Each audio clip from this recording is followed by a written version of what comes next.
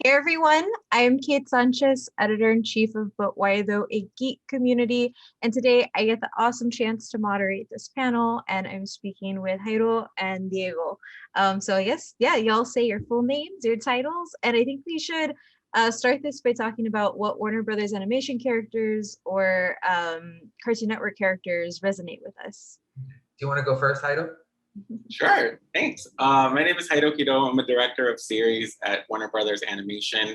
So primarily I work in development, developing projects based on existing IP and original IP and getting those ready to go to series. As far as characters that resonate with me, I mean, when I was a kid, my dad would always say I looked like Shaggy from Scooby-Doo because I was like tall, lanky, and like I had like a really weird like punch thing that would like walk with no posture. But I mean, like, the one that I relate to the most, I remember growing up, was Courage from Courage the Cowardly Dog. Just because I was a very shy and scared and timid little boy. And that was all my own doing, but I was super fortunate enough to have like a super loving and supportive family the whole time. So anytime I step outside of my comfort zone, I'd always be like, oh, I'm doing this for my parents. Well, no, I'm not like messing up, or I'm like, doing a good job. But Courage had this line in the series that was like, the things I do for love. And so like anytime I step out of my comfort zone, I'd be like, the things I do for love, the things I do for my parents, things I do for my family. So, Aww. But I love Courage, and he was the reason why I got into animation. So happy to be here. It's amazing. Diego? That's awesome. My name is Diego Molano. I am the showrunner and creator of Victor and Valentino, currently on Cartoon Network. I think I'm biased because I'm going to say a character that I created and also another character. Her name is Charlene. She's like a little Latina goth girl. And she's really cute. She's really sweet. And I like her because she finds the cutest things in the darkest things. So she's like, very happy, sweet little girl, and she sees beauty in things that people normally don't see beauty in. Yeah. And so I really, that resonates with me. But if I'm not choosing a character that I created, it would be Samurai Jack, because good choice. Yeah, it's just, Gendy is a master. It's like every episode is watching a master class in animation. Yeah. And it's just so stylish and so slick, and I'm always so jealous of how it moves and how it looks, and how the stories are in Samurai Jack. So I think for me, mine has always been Buttercup from the Powerpuff Girls. And it was for the same reason that like I love Sailor Jupiter. Like Buttercup was the rough and tumble tomboy who like got stuff done and wasn't taking any mess. And she like in the series too, she has her moments where she has to realize, oh, you can't punch your problems. And I was like the tomboy of like every friend group, and it was nice to see that she was also extremely feminine, which is something you don't see a lot in tomboy characters. So like when like growing up, it was hard to find a character where I was like, okay, you can't be this way because it's not, girly, or how everybody kind of puts that binary on folks. And so Buttercup was like the best example of like, you can wear dresses and you can be girly and you can also rough up some villains and have a little bit of an attitude. Yeah, no, that's awesome. That's awesome. Yeah. I was a Bubbles boy myself. I was a Bubbles boy myself. My brother was too. I was an emotional little like happy kid, and I was like, "That's me. That's it." my brother loved Bubbles. Actually, it's funny, and if he watches this panel, he'll get mad at me. But he's 21 now, and we always tell him the first thing he wanted to be when he grew up was Bubbles. Oh, yeah. So our first question is actually, tell us a little bit about how each of you got into animation, whether it's how you got into animation itself or how you all got to where you are today. Diego, you want to kick it off? Sure, thanks. So mine is a bit of a long story. I'm going to try to make it short though. So I got into animation through an internship at Titmouse Animation Studios. And Titmouse, they were doing a bunch of Adult Swim stuff, and I got to work on like Black Dynamite and China, Illinois, and Venture Brothers, and Super Jail and a bunch of these really cool shows. But I was an intern. I was already 31 when I was interning. And there was like a lot of 20-year-olds there, and but that just goes to show that you don't have to be any certain age to come into animation. Animation, it relies on your talent, not on your looks or your acting or whatever. It's just, it's a passion, and if you have it, go for it at whatever age. And so the way that I came into it was, I grew up as an artist in Miami, Florida. And I was from a pretty low income family. There was a lot of trouble going on where I lived, and art, I was always an artist, so art kind of saved me from getting into trouble, like some serious trouble. Yeah. And so I went to art college, and I started to fall into comics, and I loved comics. But for a long time, from when I graduated, at 21 up until 31, you can't really make money unless you break out into comics. But there was no way for me to make any money. So I called up a friend who worked in California, and he basically said, why don't you come over to California? You can sleep on my couch, and you can maybe take classes to see if I can get you a gig at, what's it called? It was a studio that was doing the Transformers 3D movies, the original ones. And so I started taking classes at this place called the Noman School of Special Effects. And so I was doing some 3D modeling, texturing and lighting and stuff like that.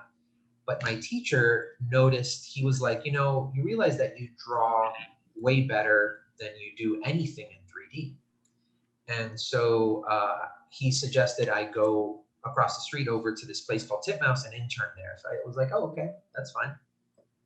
So I interned there, but as soon as I got there, I was like, I'm home, because I saw so many talented artists. And while I was there, I asked questions, I stayed late, I worked for free. I did what I put in the hours because I knew it was necessary, because I knew this is what I wanted to do. It just kind of clicked. And so, I interned there for a long time. And then finally I got offered a gig, my first gig, and it was a very, very small gig. It was doing a cleanup line and animation assistance on a show called Superjet. And so I learned how to do cleanup. I learned how to do color. I learned how to do character design and backgrounds and storyboarding and After Effects. So I learned a little bit of everything interning and being at Titmouse. And after that, the last thing I got put on at Titmouse was a show called Black Dynamite, that's where I learned the most. And season 1 was done at Titmouse, but season 2 was done at Cartoon Network. And so I traveled with them over to Cartoon Network building in Burbank. And so I kept on working there, and I heard of this pitch program, or a shorts program. And I had an idea from back when I was in school. So I kind of polished it off and I gave it a new coat of paint, and I pitched it, and it ended up being Victor and Valentino. And thankfully, they liked it. And, 7 years later, I'm on season 3 of Victor and Valentino now. So it's a roundabout way of getting into animation, but I got here, and it's all good. Yeah. No, that's an amazing story. And I do have a question kind of like as a follow-up, like, as somebody who admires animation but can't draw to save my life, the more that I've been researching and reading about, so I can be a critic of it in a informed sense, there's so many layers to animation. And you just talked about how you've moved through so many different spaces until you ended up where you are, like background artist, lighting, that kind of stuff. For people who may not know all those different pieces of animation, can you kind of do like, I don't know, I guess like not an overview, but like kind of like contextualize that? Because I think a lot of people just think you go in, you draw, you do one thing and you're done. Because, we see the finished product. But I was wondering if you could kind of give a little bit more information on those pieces, On take you to the steps of animation, you're saying? Yeah, because you have background in so Yeah. many of those pieces, up to where you are as a creator and everything.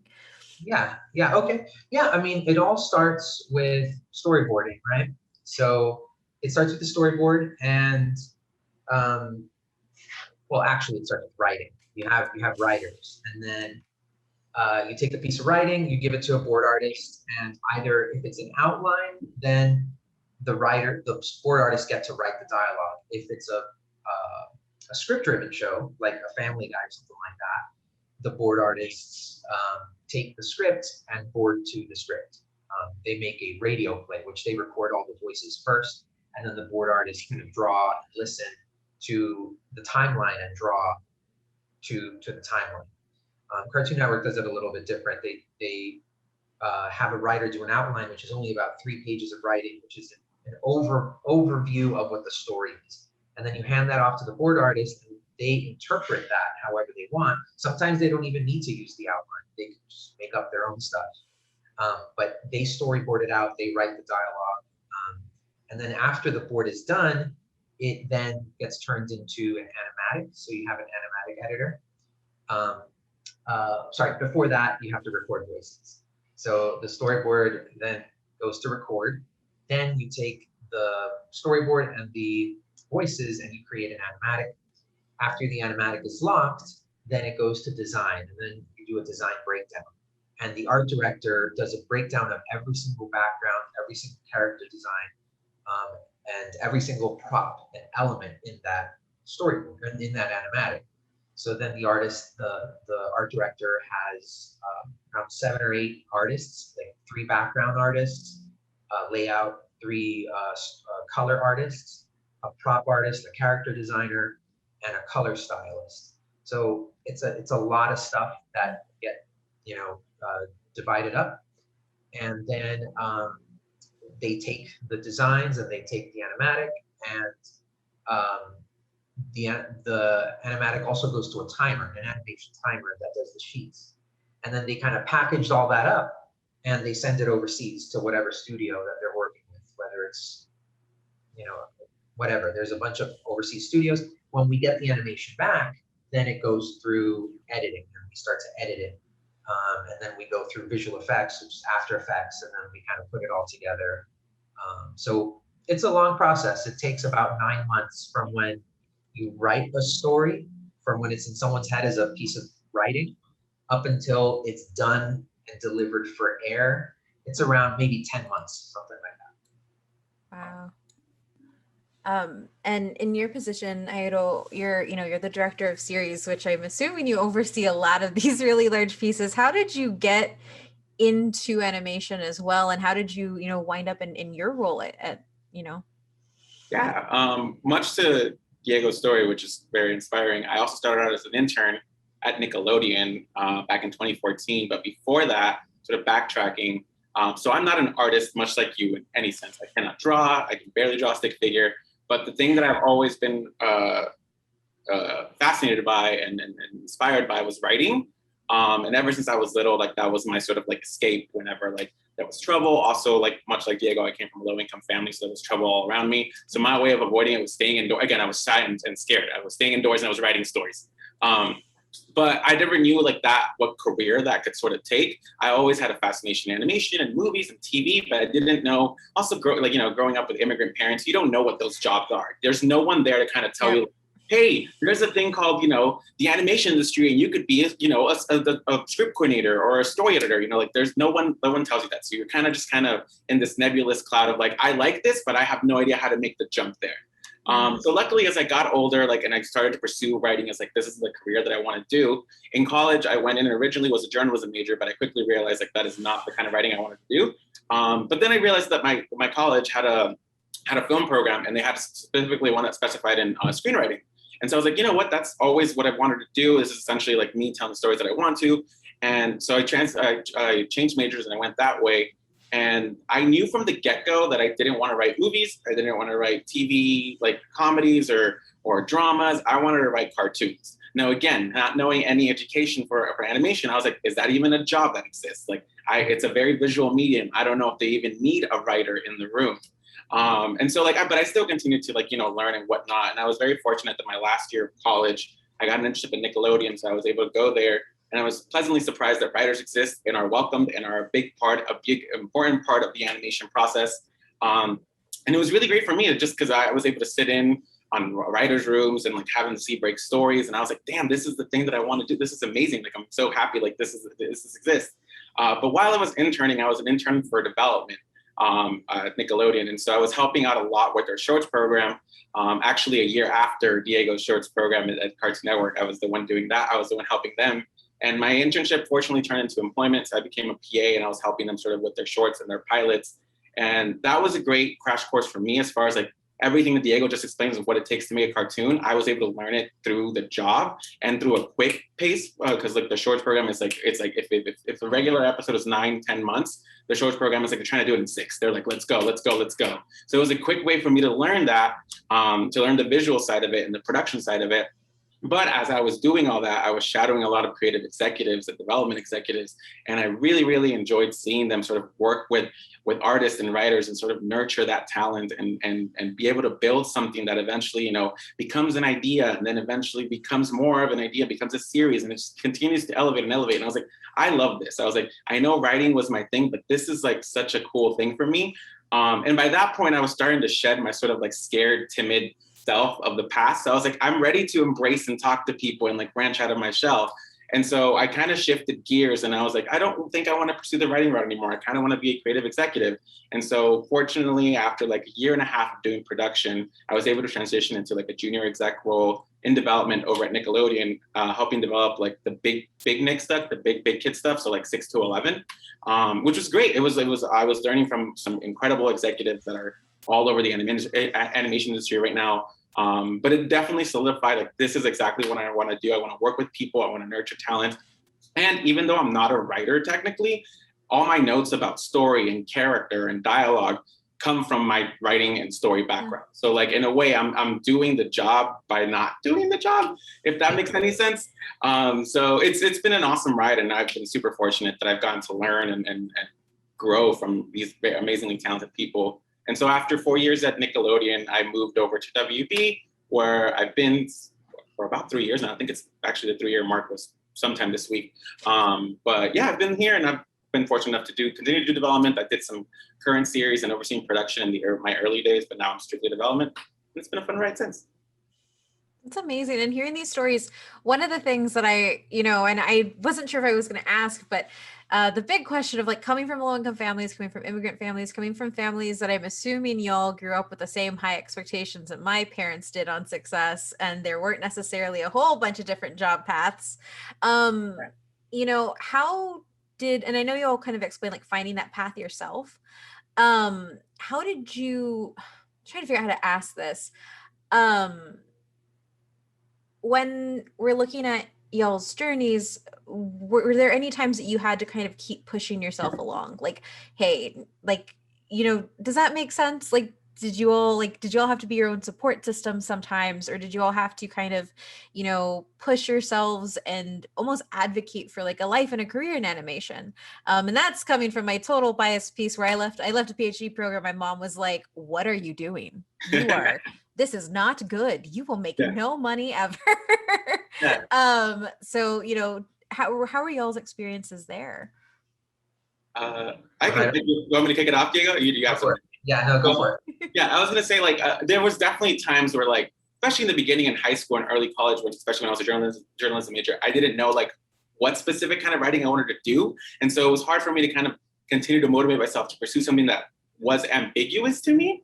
So when I didn't have that end goal, I was like, I don't know what I'm working towards. It wasn't until I discovered the film program and screenwriting and everything kind of clicked that I was like, okay, cool, that makes sense. But much to your story of not wanting to let parents down and having these high expectations, being the oldest, I was the oldest of 4 kids. So I had to set the example for my younger siblings as well. And so there was pressure, not just on my parents, for my parents to succeed. Not that they kind of exerted pressure. I think I put it on myself. But there was also pressure, you have to be a good role model for the kids that are following you, the younger kids following you. And so because there was times where I didn't know, what animation was, how to get there. I didn't have that person to sort of be able to shadow or even ask a question. So it was kind of up to me to kind of figure out the steps and figure out my own path, which was tricky when, again, you don't know what that path or that end goal is. And even when I went from journalism to film and screenwriting, I was so nervous to tell my parents that I changed my major, because journalism, I mean, you know, if you write a newspaper, write an online article, you make some money. I didn't know how I could solidify to them being like, I'm gonna go risk it in Hollywood, be one of the billion of writers that go out there and like, you know, hopefully I'll get a job. And so I was nervous. I remember like when I went to them that night that I actually told them, it was almost like me coming out. I literally went up to them and I was just like, hey, I'm just letting you know, like, I don't like journalism. It's not for me. And I've always, you know me, I've always liked movies, I always liked TV. I kind of want to do this. And there was a beautiful moment because my parents were just like, hey, if it makes you happy, we don't care. They were just like, why are you telling us? Like, why are you making this a big deal when it's not? And I was like, I'm sorry, I just don't want to let you down. And they're like, no, it's fine. Like, do what you have to. And so that kind of like helped ease me. And that was sort of also a fuel that I needed to continue on once I was a screenwriting major, to like really learn and really invest my time in it. Because again, I didn't, not only did I not want to let my parents down, but I also wanted to like do the thing and at least make an effort to make it out there. I knew I wanted to eventually move out to LA. I grew up in Phoenix, Arizona, by the way. I knew eventually wanted to move out to LA. And so I was like, I need to have as much knowledge and information as I can to be able to like at least be something of value over there. Even if it's starting off at the lowest of the totem pole, which was fine with me. I was like, I need to have some wealth of knowledge that I can use to be able to like stand out from all the people that move out there. But yeah, that's my response. Sorry, it's long-winded. Diego, go ahead.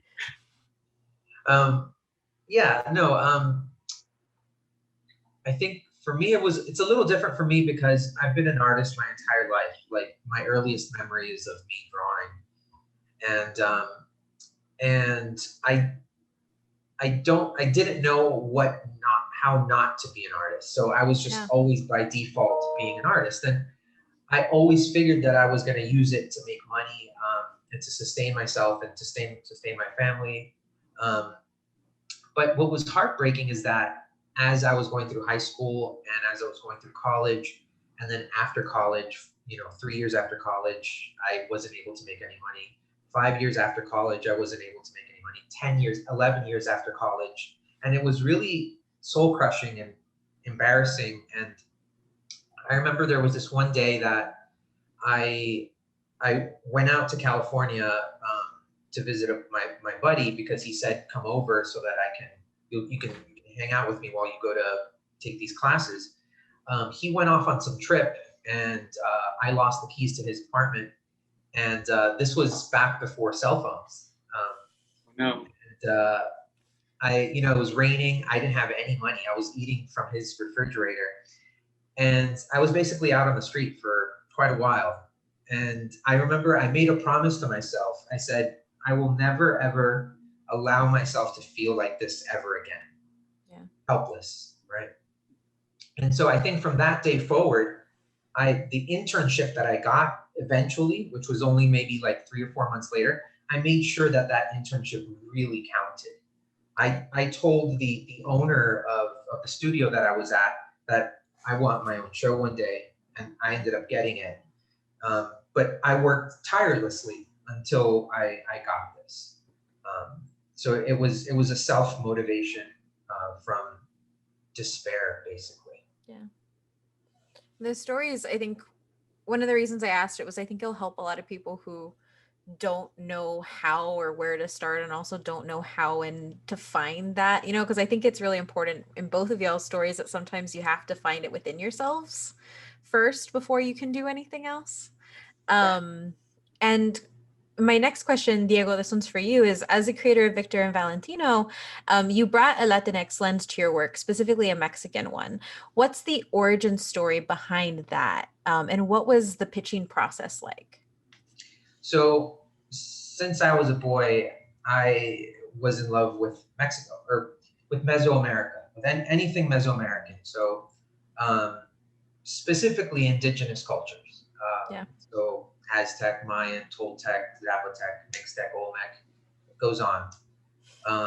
And so when I was going to art school, all my work was related to that. So, the Mesoamericans, they were masters of design. masters of pattern, masters of sculpture. So I was just fascinated by that stuff. So it naturally was infused into my work. And I'm mixed. On my dad's side, I'm Colombian and Mexican. On my mom's side, I'm Cuban. And so I have this kind of gumbo of Latino-ness within me. And that just kind of naturally came out in my work.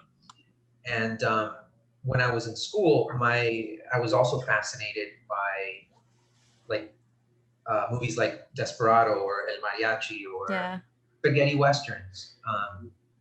And so Victor and Valentino came from a mix of my love of spaghetti westerns and Mesoamerican mythology and culture.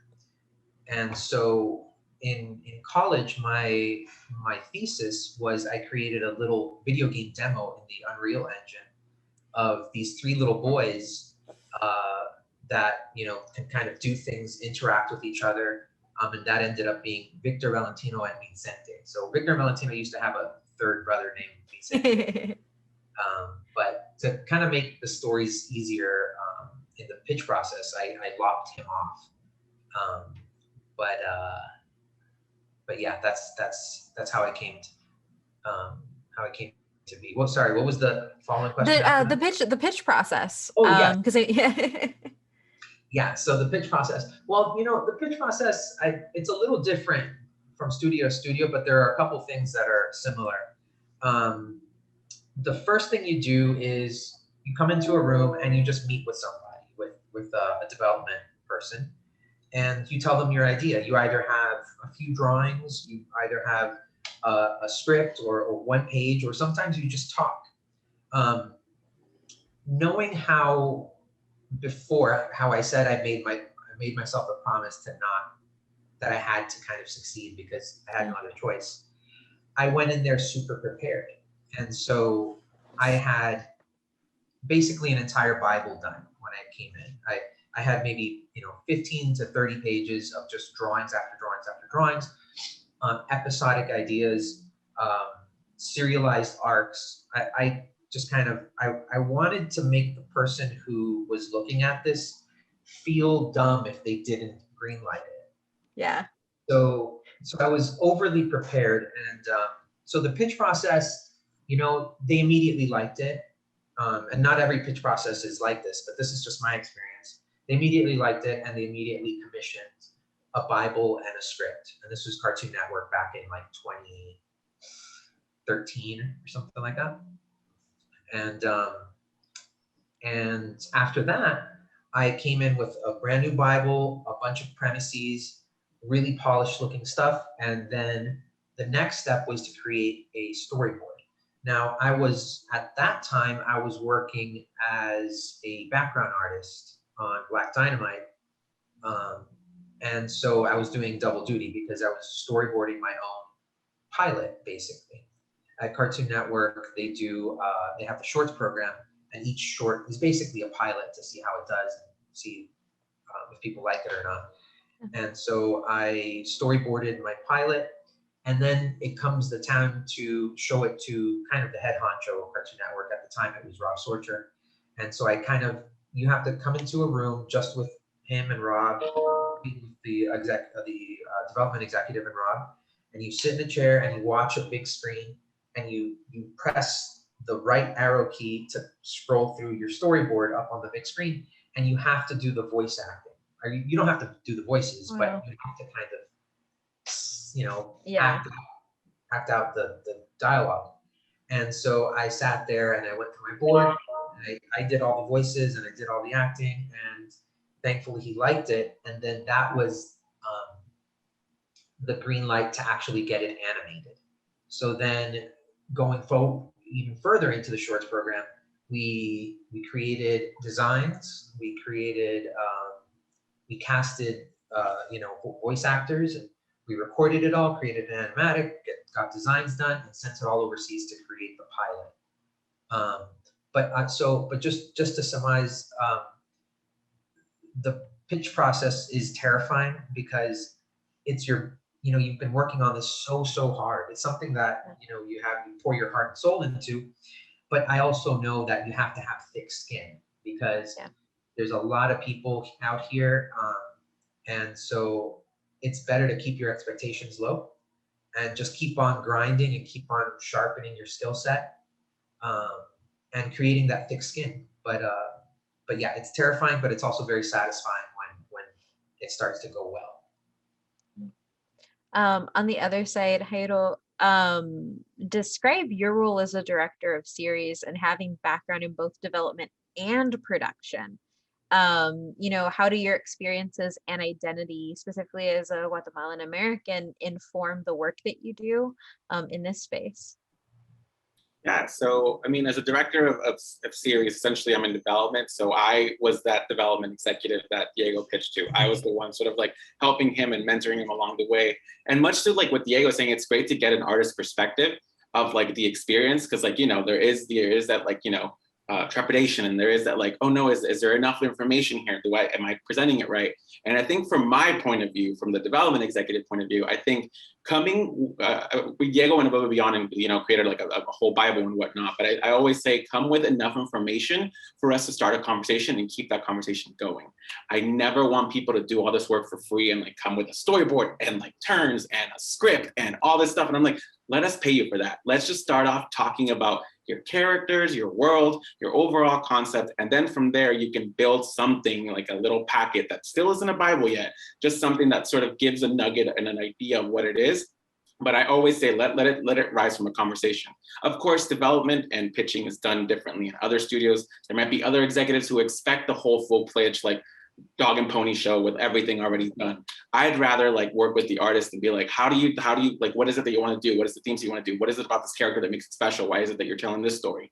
So I'd rather like build it from the ground up than take it there. And I think that also like in a way, for hopefully it helps ease artists from like the idea of like, because development can be very, very ambiguous, and you don't know what it is, and you don't know how to actually like, what it'll take to get your idea sold and get it into series. So I think by sort of baby stepping them and holding their hand and being like, hey, you don't have to have everything ready yet. Here's the process. Here's what we can do. Here's how we can take our time to develop this thing. And once we think it's ready to go, let's present it to the team. If they love it, then we'll make the show. Then we're like developing a show. But I think it's all about, for me, easing the experience for the artist or the writer, and also making sure they learn from it. Because on top of like, having them do a Bible and a storyboard and pitch it out to a bunch of other executives and whatnot, I want the experience to be as valuable as possible, because development, sometimes not your first idea won't get picked, will not make it all the way to series. Even if it gets, if you get a deal to get developed, you might not get greenlit to series, but that's okay, because development is not a lottery. You don't just get it once in your lifetime, then you're done. You can keep coming back to multiple studios, to that same studio pitch to, and have that experience, that original experience, benefit you in the sense of like, I know what's coming. I know what kind of notes to anticipate. I know what the process will be like. I know the length. I know all that stuff. So I try to make it as valuable as possible so that people get as much information from the experience that they can. So that way, they can take it out. And if they want to create more shows in the future, they kind of have that basis there with them. So that's sort of the opposite end of Diego's story from my point of view. And as far as like my identity and like being Guatemalan American and how that sort of influences my work, I think it's not only is it like how do I phrase it? It's not like what is the word I'm looking for? I'm going crazy. So it's there, it's present, absolutely, like my identity and everything like that.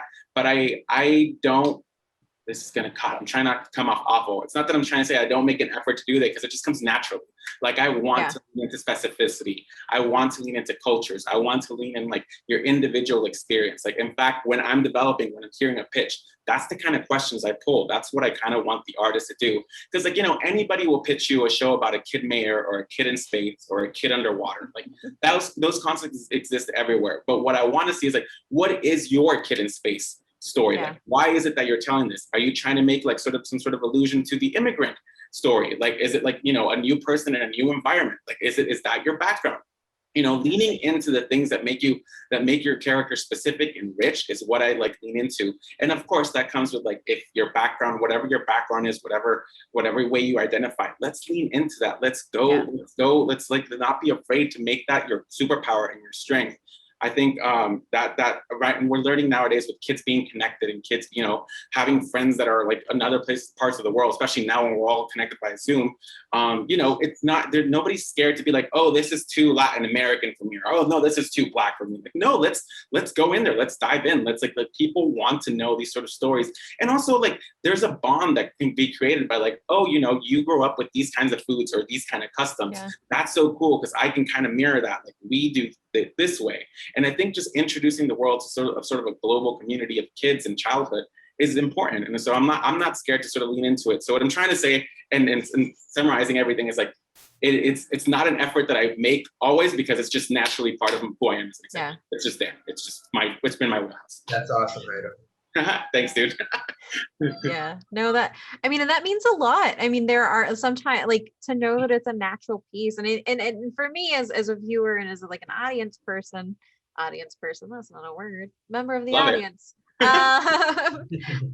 You know, the stats on Latinx representation in series and television and film is really low. I mean, Los Angeles has 49% Latinx population, so 1 in 5 people living in the US. But we don't see comparable figures in either the studio or on screen. So how can we increase Latinx representation in the industry itself? And, you know, where do you see this, you know, kind of going as being a part of it? Diego, you want to start? Sure. Well, I think it's a factor of a few things. The way that things have been done for a long time are changing now a bit, but there's still that residue of how things were done in the past. Yeah. But I think we, as you know, a person like Jayro is very important because we have to give chances to people that may not have access to the same tools or the same education, you know, as people that aren't of color. You know, people of color, people of low-income backgrounds, they often, like Jayro was saying, they often are not aware that animation is an option. Yeah. And so, you know, I'm working with some local high school students who are incredible. They're incredibly talented Latino artists, but those are the few that know about this, that know that this is an actual option. Yeah. But what I have to say is the companies that create content, they have to take more chances on people, on minorities. And the reason is that they aren't aware that some of the stories that these peoples have to share will be that much more valuable than they think they are. They may not have the same education. They may not have the same access to the tools. They may not have the same abilities, but their life experience is worth more than all of that.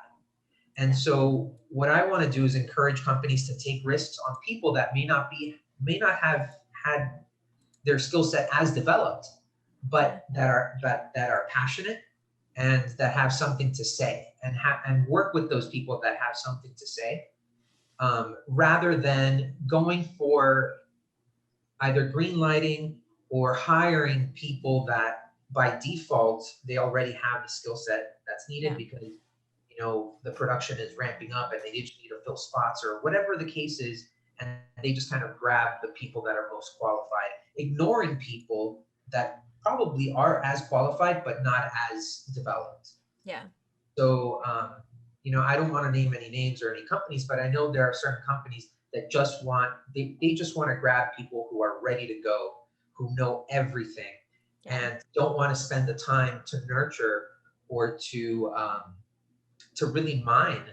And to me, that's where the good stuff is, where you mine and you learn and you grow and you show different perspectives from different walks of life, not just greenlighting the same stuff all the time. Yeah.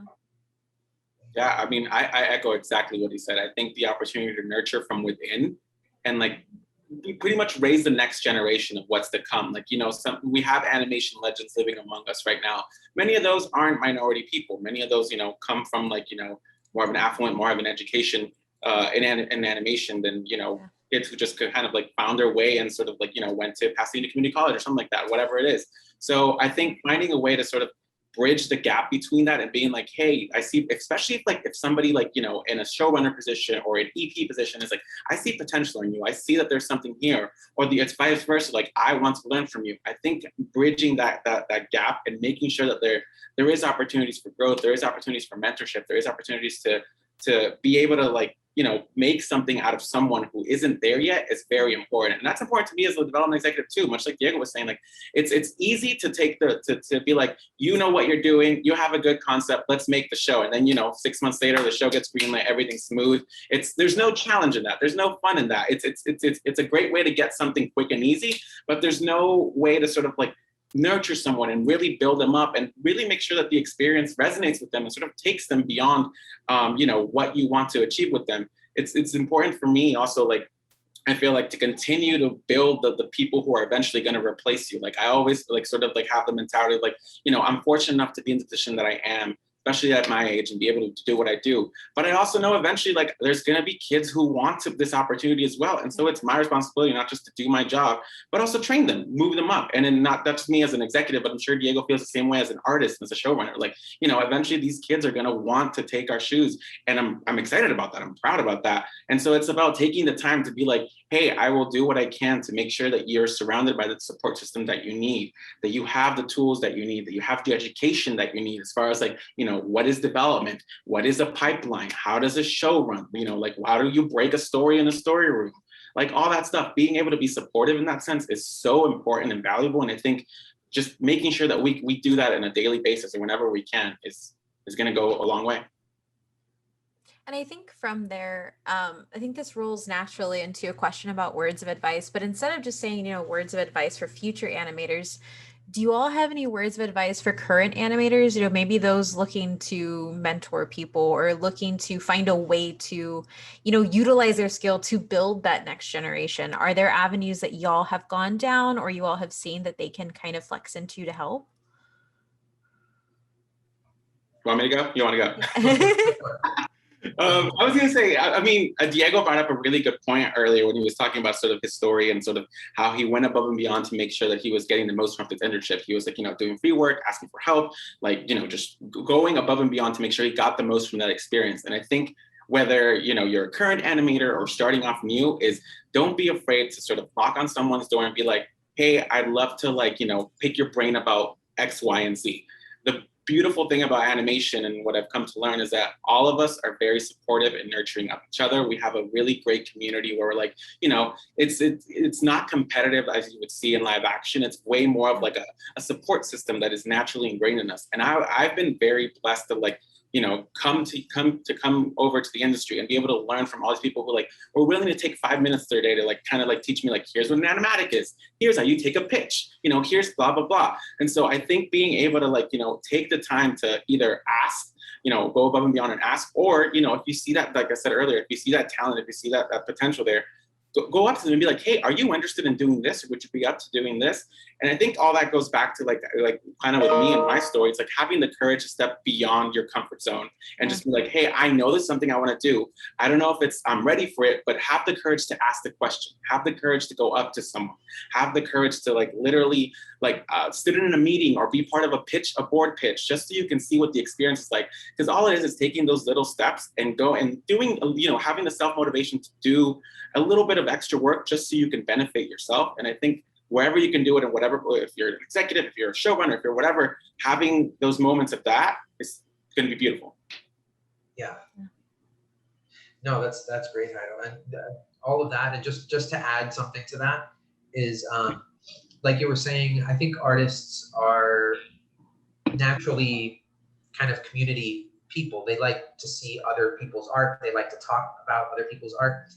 I just wanted to add, don't be afraid to hit other artists up, like either on Instagram or Facebook. I think you'll find that they're very kind and they're very collaborative. Mm-hmm. And if you see something that you like and you have an idea for them, like, hey, I really love your work. You might want to test for an upcoming show that they know that is staffing up. Yeah. Don't be afraid to send them to the email to the recruiter. If there's a designer or a storyboard artist or even a writer that you admire, and you know of something that's going on, just drop them a line, because you never know. So many of the best professional and even personal relationships that I have started from a cold email that I was like, I love your work. Your stuff on Instagram is great. And then we had a general, continue on from there. We work on something, they get freelance or they get staffed, or we just become good friends after that, grab a beer and hang out, That's kind of how it starts in animation. It really is just like, we're all fans of each other. So just knock on their door, literally. Yeah, it's not as high stress as live action. It's a lot more fun. Yeah. That's amazing. And I guess the final question is really, it's been mentioned that animation is experiencing a golden age, or at the very least a boom right now, especially with all of the streaming platforms that are available. Where do you think that animation is going next? I can take that one, Jayro, if you want. Go for it. So what I like about what's happening right now is that because of all the streaming platforms, we are now allowed to make shows that are niche shows, right? So before, the model was you sit down and you watch content on television by appointment. Oh, I got to watch my 6 o'clock show or my 9 o'clock show. That's no longer the thing anymore. Now it's, I watch what I want when I want, because this is what I'm into. So streaming has allowed for that to happen in such a way where now any topic that you like, there's probably something for you out there. And the streaming services goal isn't to make the show that grabs the most people. It's to make the shows specific to all walks of life, so that you get a wider net, you cast a wider net. So what that does is we're going to get way more diverse shows, way more niche shows, way more specialized and specific shows, and that's a win for us, for Latinos, because we now can explore many other avenues that wouldn't even been given the time of day at a regular network, even 10 years ago. And so where I think animation is heading is diversity. It's diversifying. And making really cool, innovative, and new creative pieces of animation that push the medium forward, and tell really unique. It allows us to tell really unique stories, and really kind of branch out and not do the same old thing over and over. Yeah, and that's a great answer, Diego. But to add to that, I think it's also not just unique and diverse stories, but also rich stories. Like, I feel like now we can go deeper with our characters. We can go like more sophisticated with the story arcs that we're telling, because audiences are sort of familiar with all kinds of content. Like Diego was saying, there's so much out there, and even kids are, you don't have to just make a show where like one's a goofy character and one's the straight man, and like that's the show and they go on adventures. Like, no, now kids want like a little bit more depth to their stories, a little bit more richness. And I think it's exciting, especially when we get specific, when we get more into someone's unique perspective, to see how they want to branch out a narrative and how they want to branch out a character. I mean, we're seeing it now with the booms of like, Steven Universe and like even like She-Ra, stuff, shows like that, where like, it's not just your like action comedy, like romp and, you know what to expect, tune in every day at, 5 o'clock or whatever. It's more of like oh no, we're following a quest here. We're following a story here, a character story. And, that's what audiences resonate with, is the fact that like now we're seeing more actualized characters than before, where, before you had like in the classic days of cartoons, which I still love and are great, and they're their own golden nuggets in their own way. It was very like sort of surface level and simplified, and it was easy for kids to follow along and easy for kids to laugh. But now, on top of laughing, kids want to understand. Kids want to empathize. And I think the stories that we're telling, even the stuff like Victor and Valentino, there's a lot of stuff for like potential of like emotional stories and richness in there that isn't your traditional romp and your traditional comedy and whatnot. I think being able to lean into that, dive deeper, and make sure that we're giving kids the content that they feel like, oh, I'm really getting something solid from this is great. Yeah. And that feeds into the previous question, which is, 49% of the population is Latinx, but that's not portrayed on TV. But I think as streaming continues, it will, because people are demanding this type of content, and if you don't do it, the networks are leaving money on the table, and I know they don't want to leave money on the table. So that's only good news for us and for artists and for storytellers. So Yeah. And I think kind of as a follow-up to that too, I mean, I'm wearing an anime shirt right now. Like, anime has kind of filled this gap in the US for like adult and older teen animation. Do you all see like a push now to, like, with this diversity of shows coming in, these more niche shows, that we're going to see more American made, older animation that's typically hasn't, really dominated the airways or, really taken off? Well, Taking Off's weird. I love all those shows, but like, like a lot of the times, like, that space isn't really how Americans think of animation, really, when you bring up animation and series like that. Diego, do you want me picking up? Yeah, I was gonna say I think what the sort of young adult and demographic is very underrepresented and kind of like non-existent. Like, I remember when I first started animation, it's not a demo that people cater to. Streaming sites, networks, studios, nobody really caters to, like, oh, we do our 6 to 11s, we do our preschools, and there's adult animation, but there's nothing for like really like the 9 to 14s or the teenagers who are like, have graduated from SpongeBob but don't really want to watch Family Guy yet because they don't relate to the life, the 9 to 5 bustle of life. And it's been interesting for me because I love that sort of medium. I love that like teenage thing, because you can get, like I was saying earlier, you can get really rich with that. Like, that's an age period where, like, emotions and everything is high, so you can really tell some great stories. And so I've been fortunate enough to see some pitches. People are actually starting to, like, I feel like the artists and writers are starting to realize, like, oh, this is something that, we should start catering to. And I've been fortunate enough to see some really solid pitches that, kind of cater to this demographic, that can appeal to a younger kid, that have the comedy and the physicality for like a younger audience, but really the storytelling is for that older kid, young adult kid. And so it's been great for me to sort of be able to develop that. In fact, I have a project in development right now that is that sort of demographic, and I'm able to tell something richer, something more sophisticated, and it's an IP character, which is great for me. But the thing about that is, it's because it's such a new sort of demo and a new thing that's being branched out there, and it's only really familiar with anime, not really like, anything that isn't non-anime. Some buyers, whether they be streamers, networks, are kind of hesitant about taking the dive into and leap into like doing it. So it's been it's been great for me to be able to develop stories like that and work with a writer and a creator and sort of do that. But it's also been tricky of like, how do we get this sold? Because we don't want to trick a buyer into being like, oh, it's a 6 to 11 show and it's great. And then they buy it and they're like, oh, we're actually making like a show for young adults. It's not really for kids. You want to be honest and forefront and like upfront about what's happening.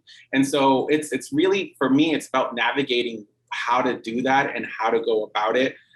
It's a very new sort of, like I said, demographic and terrain that we're trying to reach. But like I was saying, the shows like Mira and stuff, not Mira, sorry, She-Ra. Mira was Aquaman. She-Ra, stuff like that, like kind of bridges the gap, because it's meant for kids, but it bridges the gap for older. And so we're starting to see it little by little. I think we're taking the little trickle steps there, but it's definitely a challenge right now, at least from my side. Diego, what do you think? I think you said it all, Jayro. I agree with all your points. Infinity Train is something that's kind of like that. It's like an in-between, which I think is great. And, to an extent, Steven Universe is that. Yeah. But I, as a fan, I love anime, and I would love to see more of these type of stories, young adult stories. So, and now we're able to, and since the animation is booming, and especially COVID. I mean, it sucks, but it did bring upon a lot more animation and a lot more opportunity. So that's the silver lining there. Absolutely, it gave us a nice little spotlight. Like, oh, this continues on. There's good content even coming out of it. It's not just like, oh, we're just throwing out stuff. It's like, no, there's good stuff that's been come out of it. So, yeah. Awesome. Well, thank you all for your time today. This was a really great conversation, and I'm happy I got to be a part of it. My pleasure. Thank you. Yeah, it was awesome. Thank you, Diego. Thank you, Kate. Likewise. Thank you.